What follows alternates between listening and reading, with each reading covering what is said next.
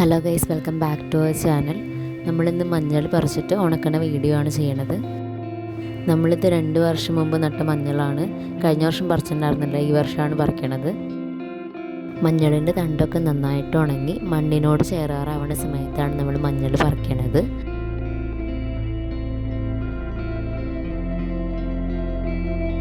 ചെറിയൊരു മഞ്ഞളിൻ്റെ കഷ്ണം നട്ടതാണ് ഇത്ര വലുതായിട്ടുണ്ടായത്. നമ്മൾ 2 വർഷം കൂടി പറിച്ചത് കാരണമാണ് ഒരു കടയിൽ നിന്ന് ഇത്രയും വിളവുണ്ടായത്.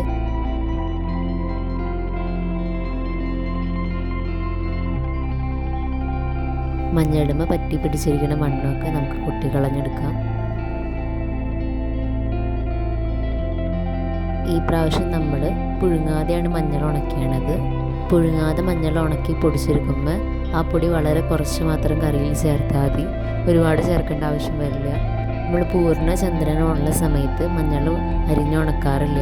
പൂർണ്ണചന്ദ്രനുള്ളപ്പോൾ മഞ്ഞൾ ഉണക്കുകയാണെങ്കിൽ മഞ്ഞൾ കുത്തിപ്പോകുന്നാണ് പറയുന്നത്. ഇനി നമുക്ക് മഞ്ഞൾ നന്നായിട്ട് കഴുകി വൃത്തിയാക്കി എടുക്കാം.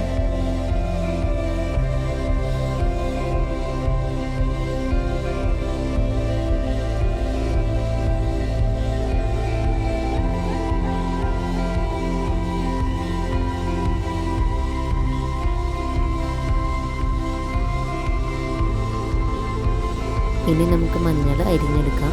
മഞ്ഞൾ ഇങ്ങനെ കട്ടി കുറച്ച് നീളത്തിലാണ് അരിഞ്ഞെടുക്കുന്നത്. നമ്മൾ പുഴുങ്ങാതെ ഉണക്കുന്നത് കാരണം നന്നായിട്ട് ഉണങ്ങി കിട്ടാൻ വേണ്ടിയിട്ട് നമ്മളിങ്ങനെ ചെറിയ കഷ്ണങ്ങളായിട്ട് അരിഞ്ഞെടുക്കണത്. മഞ്ഞളിൻ്റെ കടയും മഞ്ഞളിൻ്റെ കഷ്ണങ്ങളും രണ്ടായിട്ടാണ് നമ്മൾ അരിയണത്. മഞ്ഞളിൻ്റെ കഷ്ണങ്ങൾ ഈ വലുപ്പത്തിലാണ് അരിഞ്ഞെടുക്കണത്.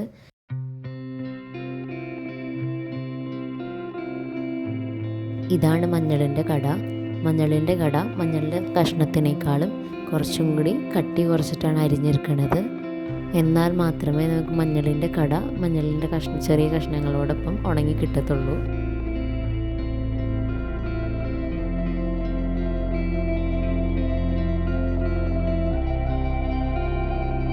മഞ്ഞൾ നമ്മൾ അരിഞ്ഞ് കഴിഞ്ഞിട്ടുണ്ട്. ഇനി നമുക്കിത് ഉണക്കാനായിട്ടിടാം.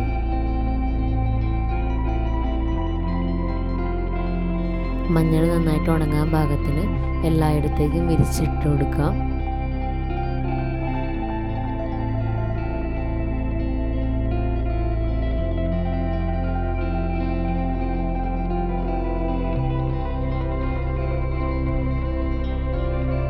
ആദ്യത്തെ പ്രാവശ്യമായിട്ട് നമ്മൾ ഇത്രയും മഞ്ഞളാണ് ഉണക്കാൻ വേണ്ടിയിട്ടാണത്.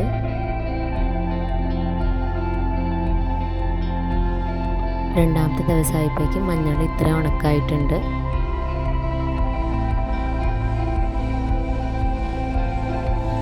രണ്ട് മൂന്ന് ദിവസമായപ്പോഴേക്കും മഞ്ഞൾ നമ്മൾ ഇട്ടാറുന്നതിൻ്റെ പകുതി ആയിട്ടുണ്ട്. ഇനി നമുക്കിത് വേറെ ചെറിയൊരു ചാക്കിലേക്ക് മാറ്റാം. നമ്മൾ 4 കിലോ മഞ്ഞൾ അരിഞ്ഞ് ഉണക്കി പൊടിച്ചെടുത്ത് കഴിയുമ്പോൾ 1 കിലോ ഉണ്ടാവുകയുള്ളൂ. മഞ്ഞളിപ്പോൾ പകുതി ഉണക്കായിട്ടുണ്ട്.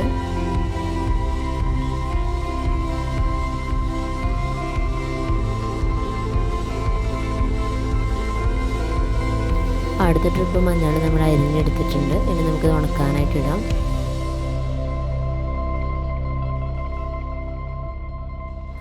ആറാമത്തെ ദിവസമായപ്പോഴേക്കും മഞ്ഞൾ നന്നായിട്ട് ഉണങ്ങി പൊടിക്കാനുള്ള പരുവത്തിലായിട്ടുണ്ട്. മഞ്ഞൾ പൊടിക്കാനുള്ള പരുവാകുമ്പോഴേക്കും നമ്മളിങ്ങനെ ഒടിച്ചു നോക്കുമ്പോൾ പെട്ടെന്ന് ഒടിഞ്ഞു വരും.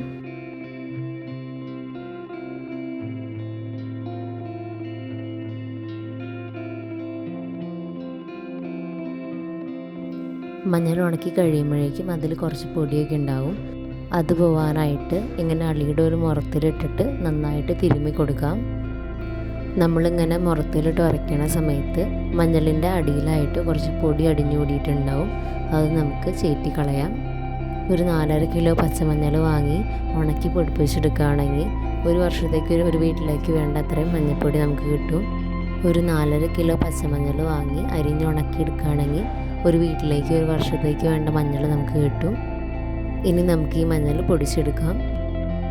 മഞ്ഞളിപ്പോൾ നമ്മൾ പൊടിച്ചെടുത്തിട്ടുണ്ട്. നമ്മൾ മഞ്ഞൾ പൊടിച്ച് കഴിഞ്ഞപ്പോൾ നമുക്ക് ഇത്രയും പൊടിയാണ് കിട്ടിയത്.